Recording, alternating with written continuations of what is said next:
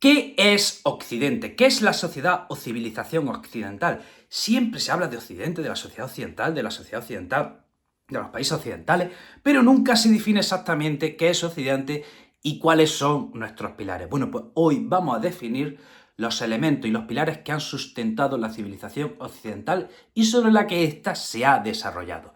El primer pilar sobre el que se ha desarrollado la sociedad occidental es la tradición judeocristiana. La tradición judeocristiana nos ha dado como sociedad a lo largo de estos siglos una forma de vida, una forma de pensar, unos valores, unos principios, y eso es lo que ha ido dirigiendo nuestra sociedad, sobre todo a la hora de pensar y en nuestra forma y estilo de vida. El segundo pilar sobre el que se ha construido Occidente es la cultura grecolatina. Pues, ¿qué vamos a decir de la cultura grecolatina? Aparte del arte, de la filosofía, de la arquitectura, etcétera, etcétera, etcétera, de la cultura grecolatina emanan, por ejemplo, las democracias liberales y, por ejemplo, el derecho. Nuestro sistema de justicia también emana de la cultura grecolatina. Y otro pilar, que es el que más me gusta y ya sabéis del que soy fan, es la Ilustración. ¿Qué decía la Ilustración? La Ilustración lo que hace es coger la tradición judeocristiana y la cultura grecolatina y las revisa. La Ilustración revisa estos dos elementos y los moderniza de alguna manera. Y la Ilustración viene a decirnos que hay que poner la razón en primer orden, que había que rendirle culto a la diosa de la razón, que había que sustituir el pensamiento mágico y el pensamiento supersticioso por el pensamiento racional, y que es el pensamiento racional y el pensamiento lógico el que nos hará avanzar como sociedad. ¿De acuerdo? Eso hacía la Ilustración.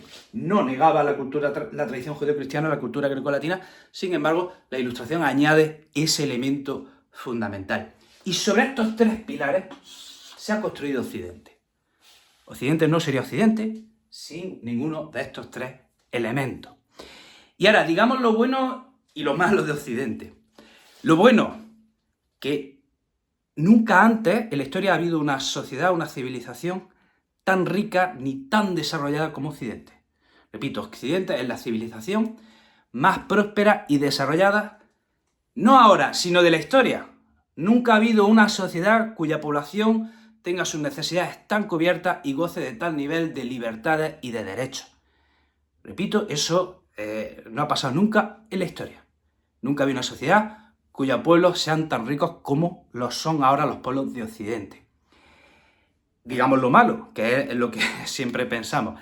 A la hora de las relaciones internacionales, los países occidentales se han olvidado de sus principios cristianos, ¿vale? Y ha primado la ley del más fuerte. En las relaciones internacionales, los estados han dicho, bueno, esto lo dejamos de lado, lo de la tradición judeocristiana, la Ilustración, el pensamiento racional, eso no cuenta, y a la hora de las relaciones internacionales ha primado siempre la ley del más fuerte, de manera que el fuerte siempre ha abusado del débil y no ha tenido reparo en destruirlo, destrozarlo, aprovecharse de él, invadirlo, conquistarlo, etcétera, etcétera, etcétera. ¿De acuerdo? Esos serían quizás los dos aspectos, las dos caras de la moneda, lo bueno y lo malo. Y ahora, a partir de aquí hay otros elementos que definirían la sociedad occidental, por ejemplo, las democracias parlamentarias, por ejemplo, la industrialización, ¿vale? Esos dos elementos habría que añadirlos a estos tres, pero estos tres son los pilares. Y ahora voy a hacer una pregunta. Insisto, aquí no hay una respuesta. Esto es sí, esto es blanco, esto es negro. Podemos estar aquí debatiendo horas y horas y no llegar a nada. Y por eso estos temas son tan fascinantes, ¿verdad?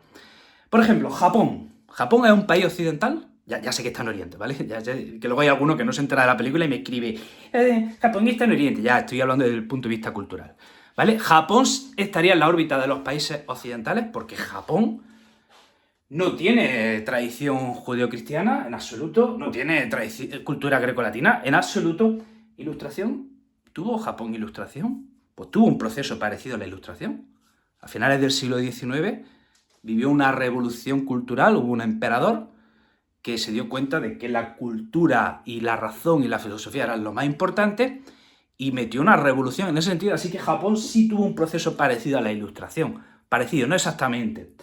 Pero Japón, sin tener ninguno de estos tres pilares, lo podemos considerar un país occidental. ¿Por qué? Porque a finales del siglo XIX una serie de emperadores dijeron, a ver, ¿quiénes son los países más ricos? Los europeos. Mandó a funcionarios a Europa para que copiasen todo lo que se estaba haciendo en Europa. Y Japón copió y exportó a su país e importó a su país el modelo europeo. Japón lo copió todo, la democracia parlamentaria, el proceso de industrialización, el proceso educativo. Japón lo copió todo de Europa, por eso en ese sentido, sin tener ninguno de estos tres pilares, Japón se le puede considerar un país occidental. Y voy a preguntar otra cosa.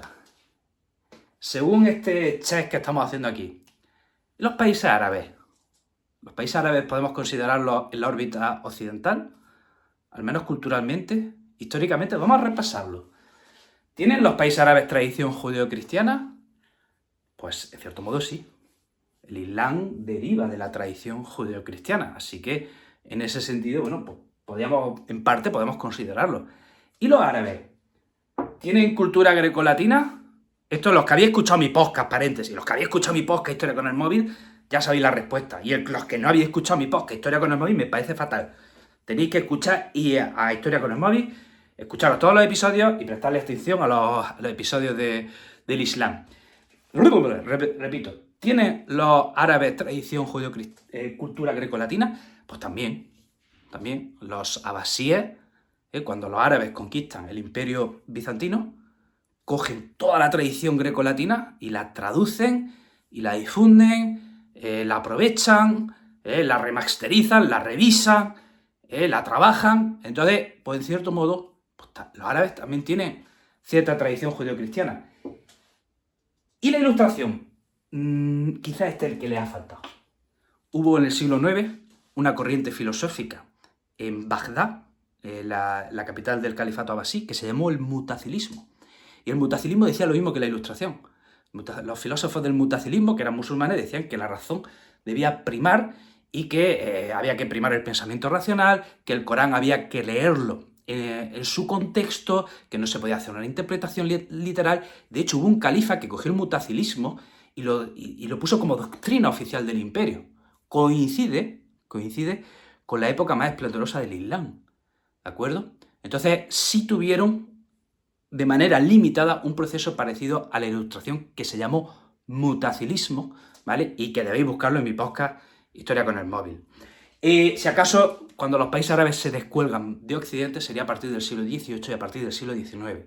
Ahí es cuando los países árabes no hacen el proceso de industrialización, no hacen las revoluciones liberales, etc. Es ahí cuando se descuelgan completamente de Europa. Y ahora, otro país. ¿Es Rusia un país occidental?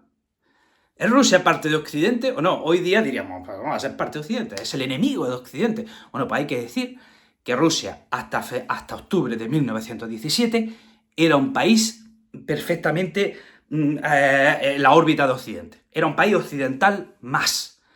Rusia deriva de la tradición judeocristiana, también tiene cultura grecolatina, tuvo parcialmente una Ilustración. O sea, Rusia también lo podíamos considerar perfectamente un país de Occidente. Vivió como el resto de los países europeos, un feudalismo, un antiguo régimen, una monarquía absoluta, un pensamiento teocéntrico. O sea, Rusia vivió absolutamente todos los procesos que se vivían en el resto de países europeos. Y en febrero de 1917 tuvieron una revolución burguesa perfectamente asimilable a la Revolución Francesa, a la Revolución Americana, a la Revolución del 20 en España, etcétera, etcétera, etcétera. Pero en octubre del 17 hubo una revolución comunista y a partir de ahí Rusia tomó otro camino, ¿de acuerdo? A partir de ahí Rusia tomó otro camino. Entonces, si preguntamos por qué hoy día Occidente está en decadencia, que todos tenemos la sensación de que las cosas están cambiando y vamos un poquito para abajo, en cierto modo es porque nos hemos olvidado completamente de nuestras raíces. En Occidente nos hemos olvidado de la tradición judeocristiana, de la cultura grecolatina y de la Ilustración. Nos hemos olvidado por completo. Y eso, el habernos olvidado de nuestras raíces, hace que esta sensación de que estamos todos un poco perdidos. Podemos modernizarnos y podemos avanzar, pero siempre teniendo en cuenta de dónde venimos. No podemos renunciar a nuestras raíces, no se puede. Si tú renuncias a tus raíces, no vas a saber a dónde vas, no puedes olvidar tus orígenes. Y estos son los orígenes de Occidente y debemos estudiarlos, debemos conocerlos, ¿de acuerdo? Porque forman parte de nuestra cultura y han hecho que seamos lo que somos, para bien y para mal. Por eso es muy importante que volvamos a conocer y a estudiar estos 3 pilares. Espero que haya resultado interesante el vídeo, un abrazo enorme y nos vemos en el próximo vídeo, podcast o donde sea que me siga. Chao.